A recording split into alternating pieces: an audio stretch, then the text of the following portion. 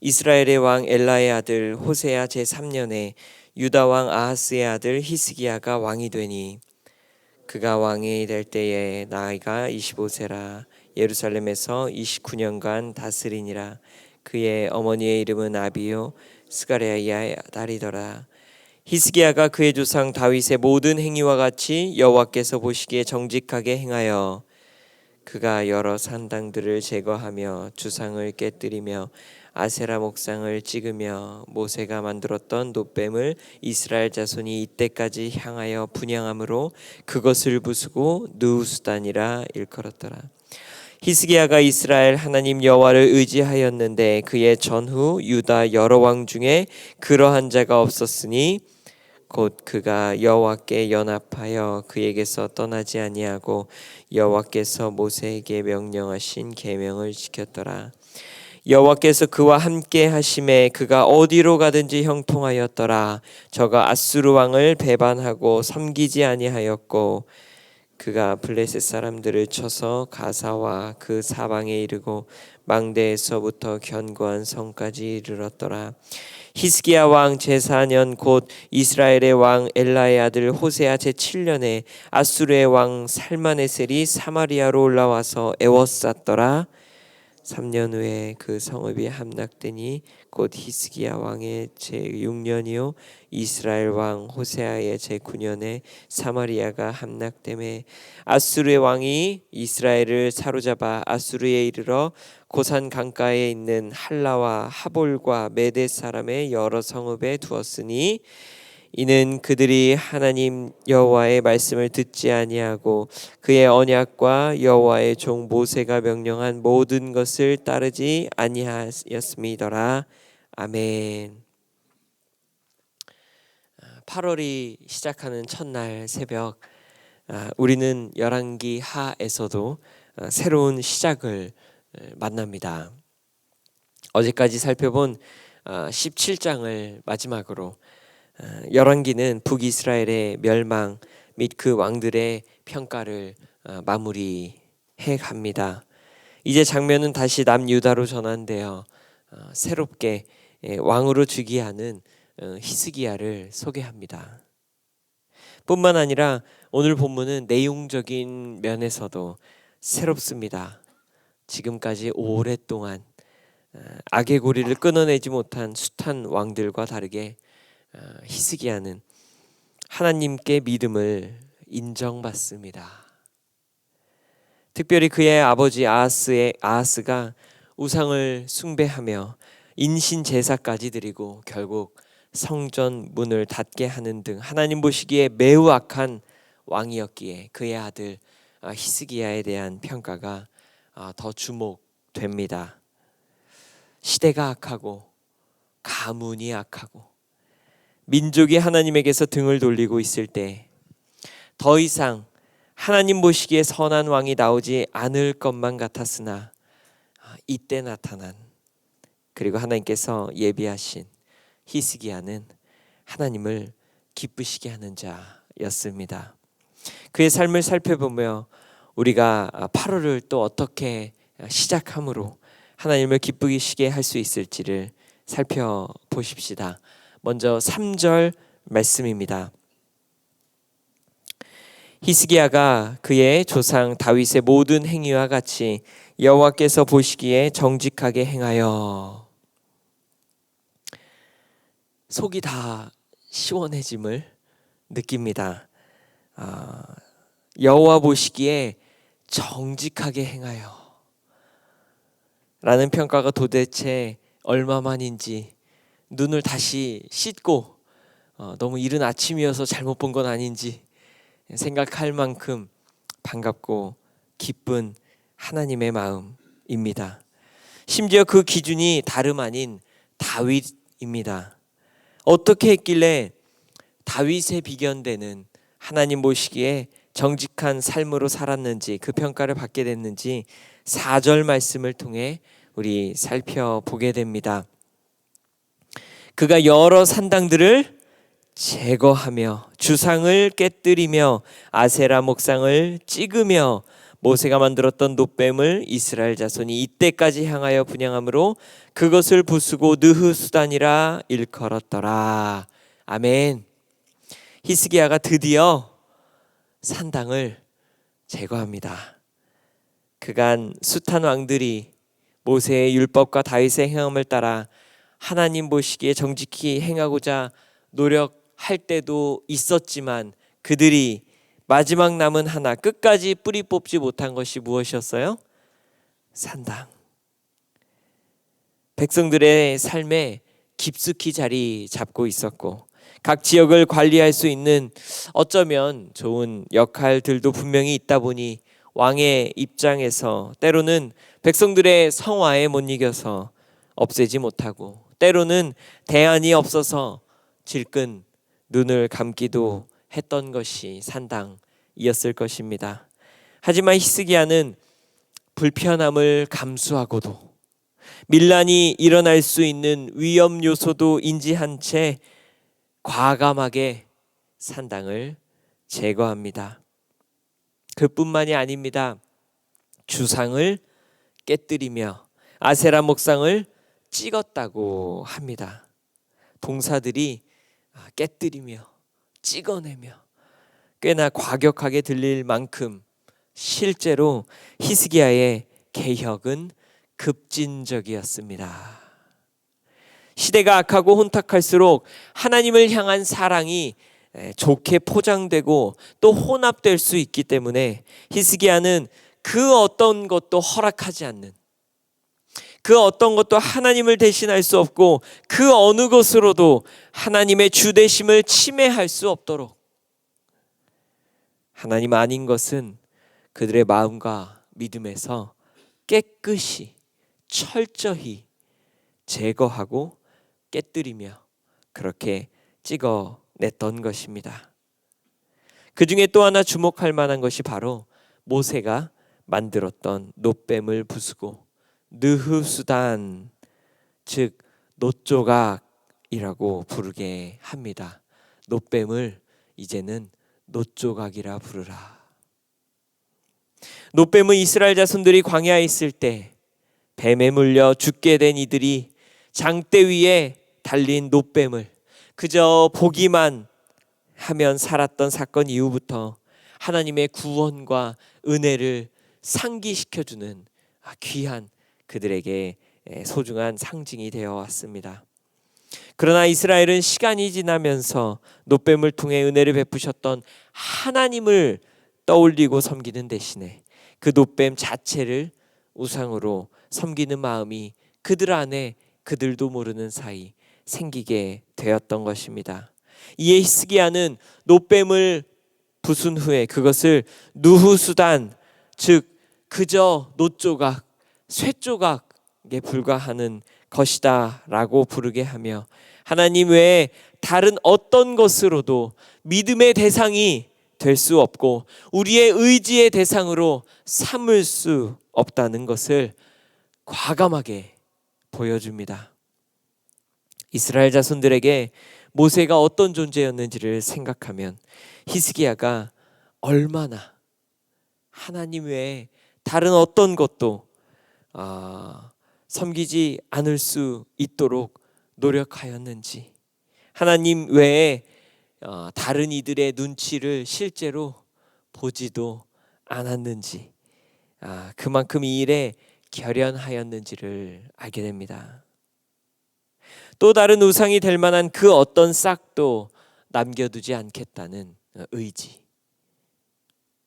그렇게 히스기야는 이스라엘에서 산당을 제거하며 주상을 깨뜨리며 아세라 목상을 찍으며 그리고 놋뱀을 부수었습니다. 우리도 속이 이렇게 시원한데 하나님께서 얼마나 기쁘셨을까 생각하게 됩니다.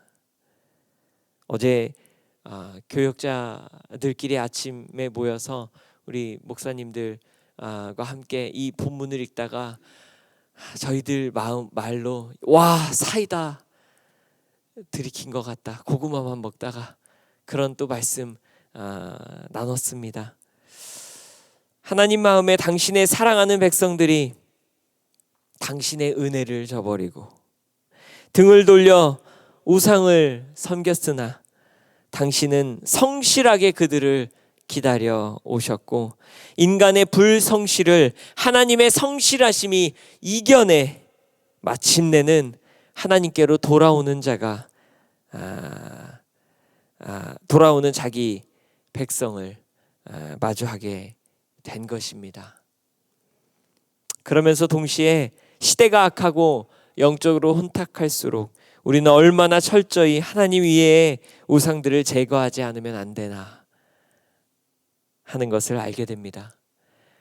때로는 누군가의 인정이, 때로는 가족들의 편안함이, 때로는 자기 연민이 미묘하게 신앙과 결합하여 나로 하여금 하나님 아닌 것을 향하게 스스로를 그리고 다른 무언가를 더 우선순위로 두는 것은 아닌지 돌아보며 철저하고 과감하게 깨뜨리고 제거해야 함을 또 기억하게 해주십니다.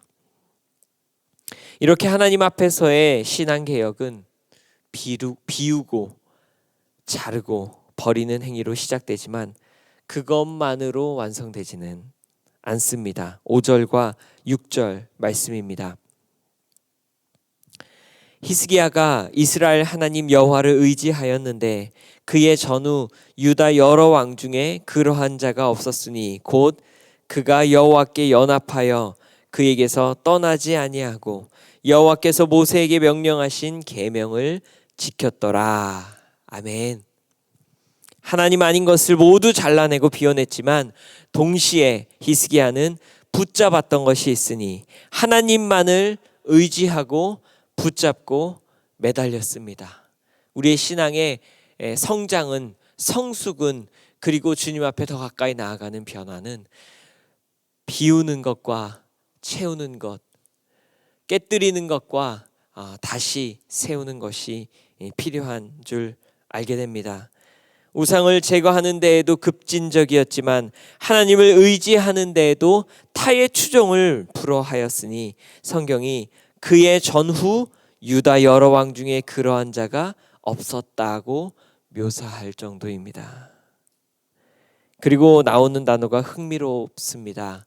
곧 그가 여호와께 연합하여. 이 연합하다는 동사는 완전히 매달리다, 하나님께 완전히 매달리다는 의미입니다. 다른 곳을 아무것도 의지할 데가 없어서, 붙잡을 거 하나 없어서 하나님께만 모든 것을 맡겨버린 상태. 그래서 하나님과 그가 그냥 한 몸이고 하나가 되어버린 것 같은 상태. 그 모습이 이 단어의 의미, 하나님과 연합하다는 의미입니다. 언뜻 생각하면 한 나라의 왕이 권력도 있고 위세도 있어 다른 옵션들 훨씬 더 많을 것 같은데, 아니 하나님께만 매달리고 하나님을 볼 수밖에 없는 상황이라는 단어가 여기에서 적합한 적절한 단어이고 묘사일까 싶지만 조금만 더 깊이 생각하면 히스기야가 그러한 환경을 스스로 만들었구나. 하나님밖에 선택이 없고 하나님만 완전히 매달리는 상황 처해 있구나 알게 됩니다. 백성들은 산당을 제거해버려 자기 우상이 다 사라져 불안하고 분노하는 상태일 것이고, 관리들은 25살의 어린 왕의 새로운 통치를, 급진적 변화를 달갑게 보지 않을 것이며, 심지어 하나님을 믿는, 그래서 하나님을 위하여 이 개혁을 하는 히스기야를 든든히 지지해 줄 법한 제사장들도 굳이 모세의 노뱀까지 부수어야 했을까 의문을 제기하고 있었을 것이기 때문입니다. 그게 전부가 아닙니다. 국내만이 아니라 나라 밖으로 눈을 돌려도 의지할 곳 없기는 마찬가지입니다. 7절 말씀입니다. 여호와께서 그와 함께 하심에 그가 어디로 가든지 형통하였더라. 저가 아수르 왕을 배반하고 섬기지 아니하였고. 당시 최강국 아수르에게 아버지 아하스는 성전과 왕궁 곳간에 있는 모든 은금을 찾아서 내어줄 정도였는데 히스기야는 하나님만 믿고 아수르를 섬기지도 않습니다. 때로는 우리 삶에 하나님 말고는 다른 선택이 없는 경우들에 놓일 때가 있습니다. 말 그대로 히스기야처럼 하나님과 연합, 완전히 하나님께 매달릴 기회로 우리가 생각하고 가질 때입니다. 인간적인 눈으로는 하나님 어떻게 저에게 다른 선택이 하나도 없습니까? 바라볼 곳, 의지할 곳, 기댈 곳 하나 없습니까?